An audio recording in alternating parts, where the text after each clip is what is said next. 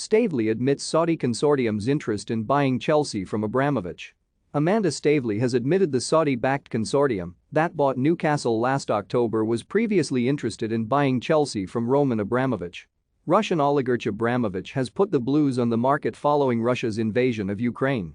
He denies links with Russian President Vladimir Putin. Newcastle shareholder and director Staveley has also insisted it is unfair for Abramovich to have to sell the London club because of geopolitical issues. Staveley, who led the consortium's takeover of Newcastle, revealed their previous interest in Chelsea at the Financial Times Business of Football Summit on Thursday. "There was only ever one club for us, there will only ever be one club for us," added the Toon chief.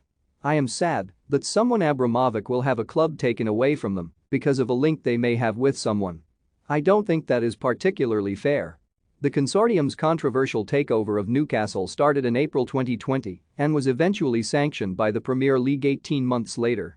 Many have slammed the Premier League for allowing the consortium to purchase Newcastle, as 80% of the club is owned by Saudi Arabia's public investment fund. Saudi Arabia has an appalling human rights record. According to Amnesty International, there is a repression of the rights to freedom of expression in the Middle Eastern country.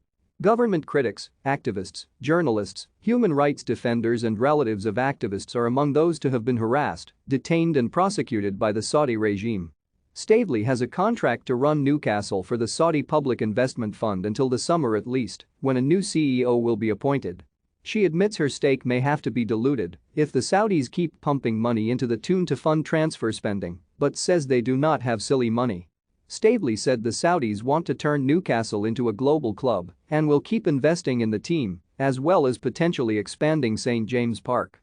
On the funds the Saudis have for reviving Newcastle, she said, what Micah Shealy had done was run the club efficiently and he'd taken a view he needed to sell. We arrived and we have a different business model, that is to grow the club, to be a huge global business and brand, and we want to be the best at football and challenge for trophies. That needs a lot of investment.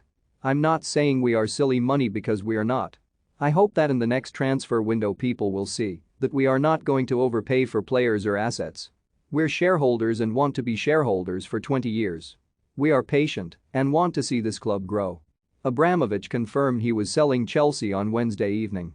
"As I have stated before, I have always taken decisions with the club's best interest at heart," read an official statement from the Russian. "In the current situation, I have therefore taken the decision to sell the club as I believe this is in the best interest of the club, the fans, the employees, as well as the club's sponsors and partners. The sale of the club will not be fast-tracked but will follow due process. I will not be asking for any loans to be repaid. This has never been about business nor money for me, but about pure passion for the game and club.